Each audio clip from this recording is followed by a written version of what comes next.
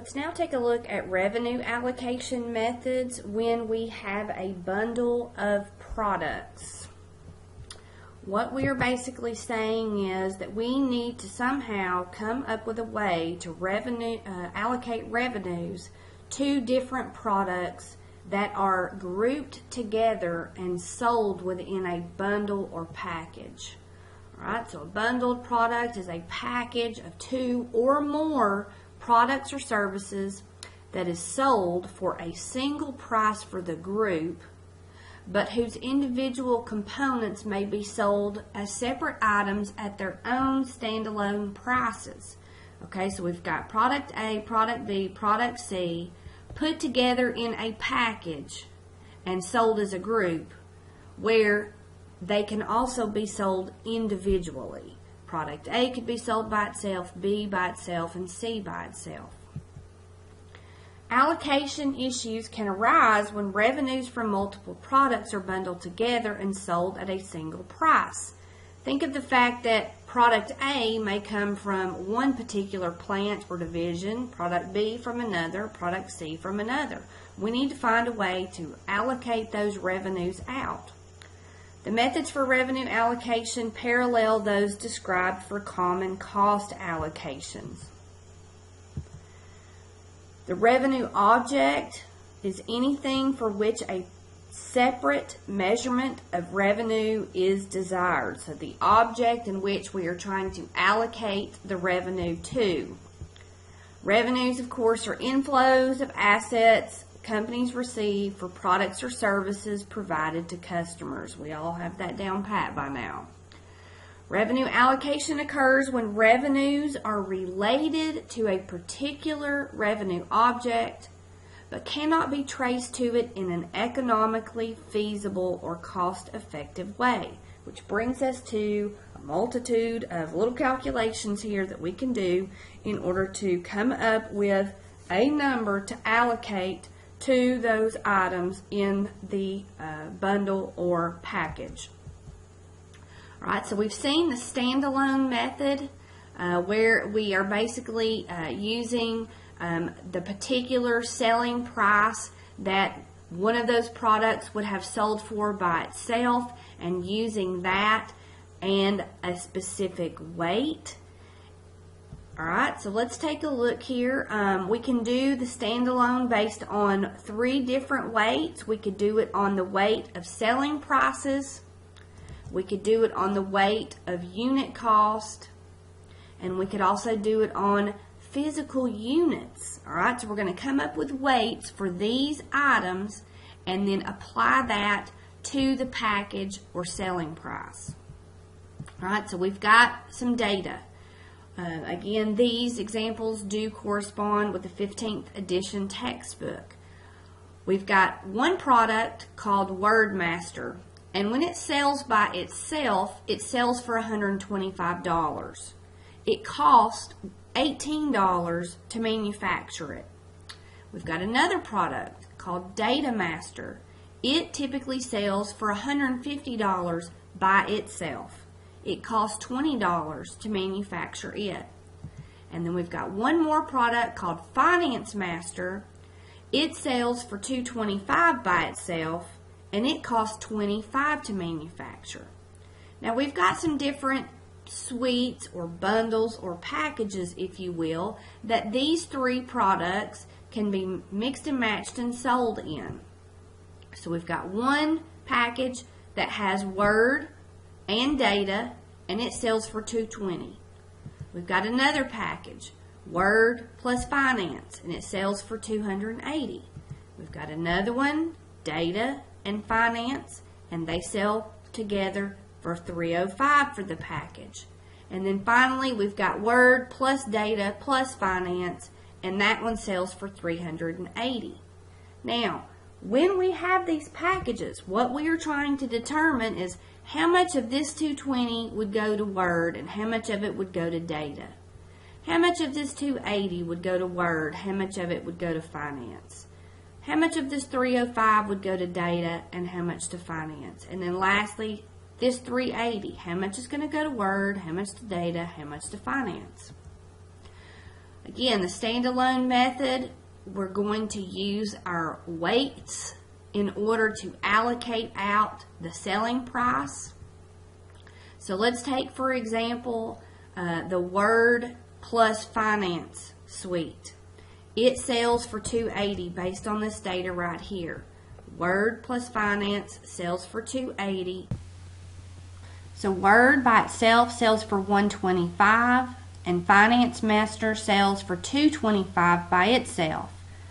Word cost $18 to manufacture, and Finance Master cost $25 to manufacture. Alright, so how are we going to allocate that out? Let's do the standalone method using weights and the selling price.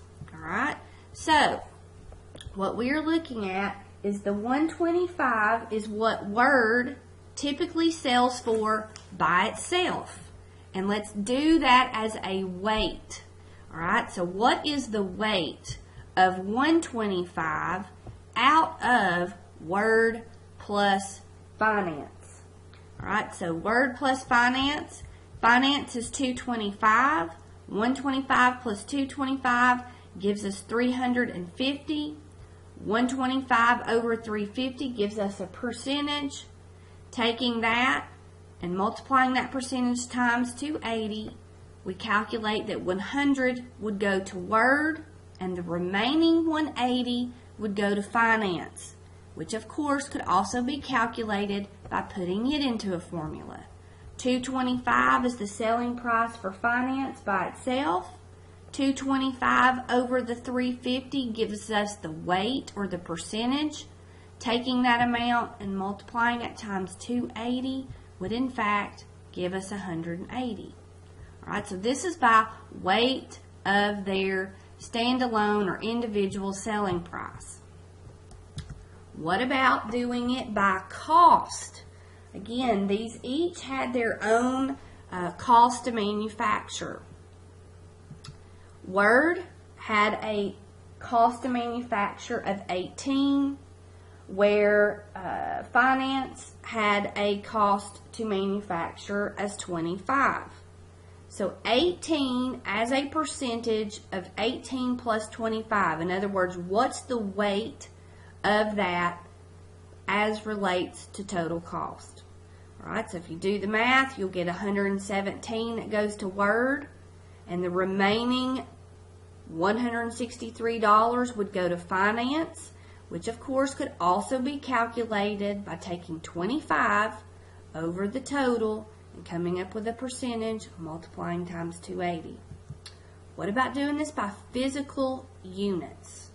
1 unit of Word and 1 unit of Finance. Right now we've only got 2 different products that we're talking about. So we're basically saying 1 over 1 plus 1. I think I've got this typed in here incorrectly.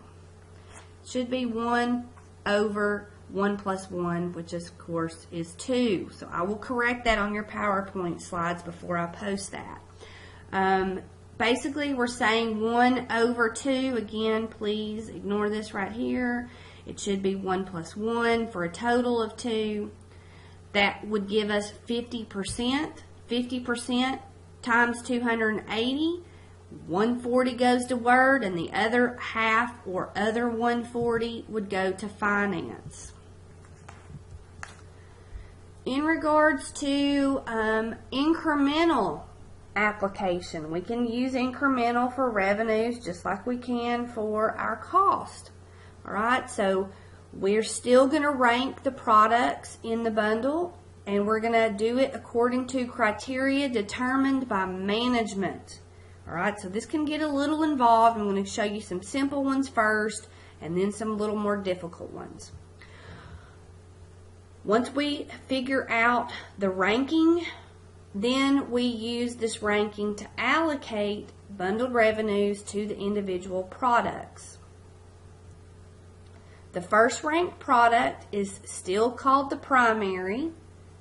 The next one is called the first incremental, and then any product after that second one is going to be called something else incremental. So if we've got 3 products, the third one will be called second incremental. If we have 4 products, that fourth one would be called the third incremental. Okay, so we've got primary, and then first incremental, second incremental, third incremental, fourth incremental, and so on, depending on how many products there are. Alright, let's take into consideration we've got Word that sells for $125, Data sells for $150, and Finance still sells for $225. This is what they sell for, again, individually. Here are those suites again.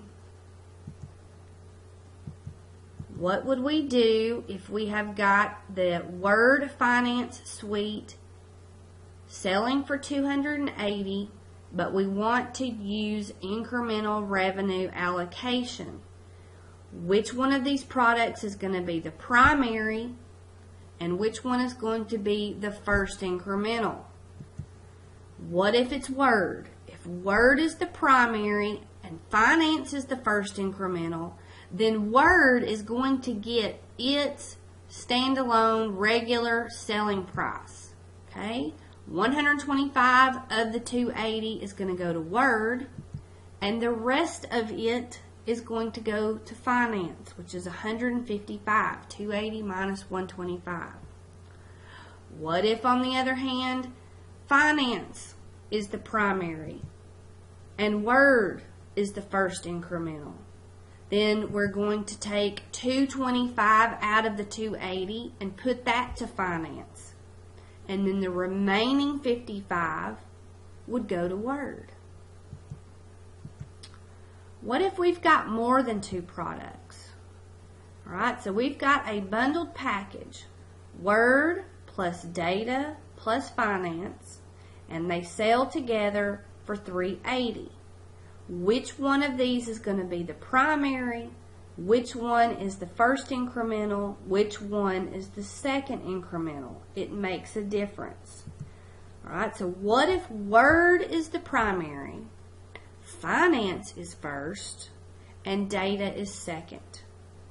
Alright, Word is going to get its predominant amount, and we are going to look at that based on the information of the selling price for Word and Finance. Okay, so go and look at the package for Word and Finance. And if you go back and you look at the data set, you'll see that Word plus Finance sells for a cool $280. Alright, so when we go to calculate the price for the second item out of the 3, we want to consider what the first 2 would have been sold for together. Alright, so Word is going to get its regular selling price, but the second item, which is the first incremental, is only going to get what Word plus Finance would have sold for together minus Word's regular selling price. Alright, so 125 plus 155 equals what these 2 alone would have sold together for. And then the remaining amount of the complete 3-item package goes to that last product, which is Data in this example. Alright, so $280 has been divvied up between these first 2, so that means $100 is going to the last item, or the second incremental, which is Data. Alright, so let's flip it around a little bit. What if instead we still had Word as primary, but Data this time is the first incremental, and Finance is the second one? Alright, so Word is still going to get its $125 standalone by itself price, what it normally sells for. But then we need to go and look at the package for what is Word plus Data selling for. Alright, so if we go and we pull that, we would see that Word and data together normally sells for $220. If the Word gets $125 of that, then data is going to get the remaining $95. All right, $125 plus $95 equals an amount. Whatever is left of the $380 after subtracting that is what will go to finance, which is $160. All right, so if you've got more than one product, you're going to have to look at the other suites that are available and divvy those up accordingly for the first two items. We have another one, and it's called the Shapley Value Method. This one is can be a little more involved. What if we have got the products Word and Finance Master being sold together?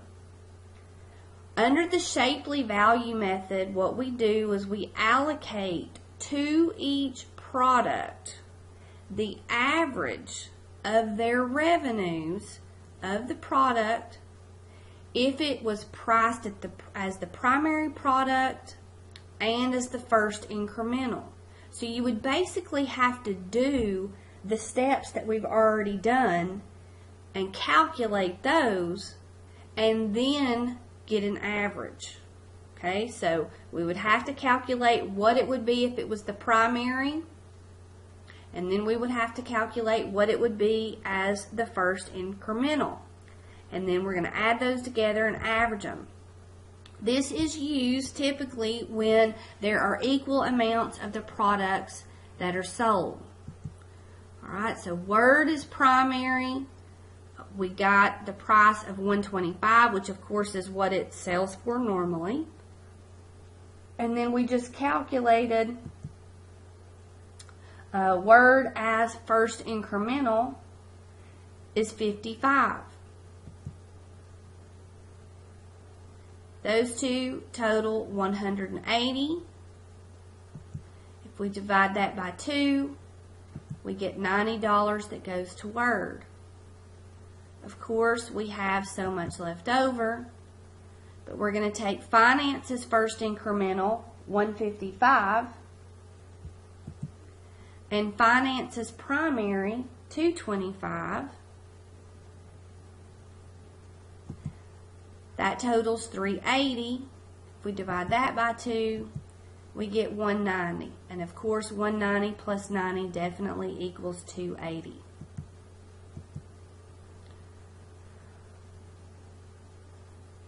What if sales of the bundled product are most likely due to one of the products in the bundle selling more than the others that are in the bundle?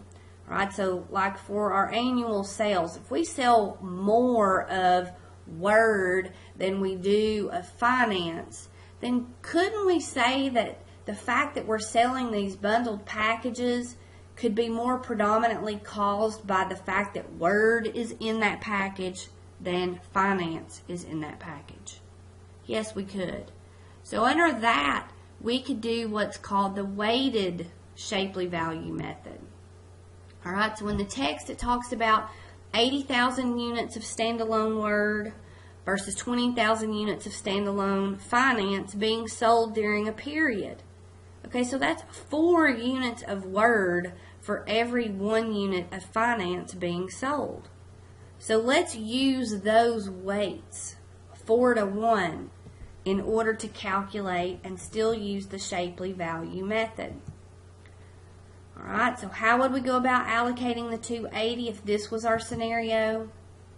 Since Word is likely the dominant driver of those sales, we are going to use a weight of 4 because 20 goes into 80 4 times. Alright, so Word as primary. Word as primary is 125. That is giving it the highest dollar amount. The 125 is what we are going to give the weight of the 4 times to. Word as first incremental. Word as first incremental is when Finance is primary. So we're going to give that just a weight of 1. Alright, so if we go through and calculate it out, what we're going to do is take 4 times the primary, 125, and get a number, and we're going to add that to 1 times the first incremental for word.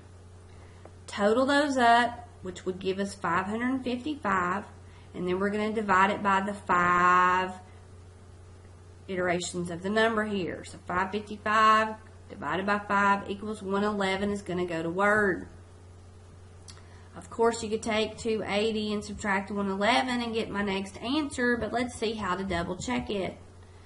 Alright, finance as first incremental is the partner to when word is primary. So this is the one that is going to get the weight of 4 in the calculation for the finance price. Finance as primary is the partner to when word is first incremental. Therefore, it's going to get the weight of 1. So 1 times the 225, I'm pairing these up here, plus 4 at 155, again I'm pairing this weights up. These are going to give us a number, we're going to add them together, we'll get 845, and again, divided by 5 equals 169, or the remainder of the 280 to go to finance. You definitely have some terms to learn for chapter 15. And you guys, of course, need to start the next chapter as soon as you can get through chapter 15 homework.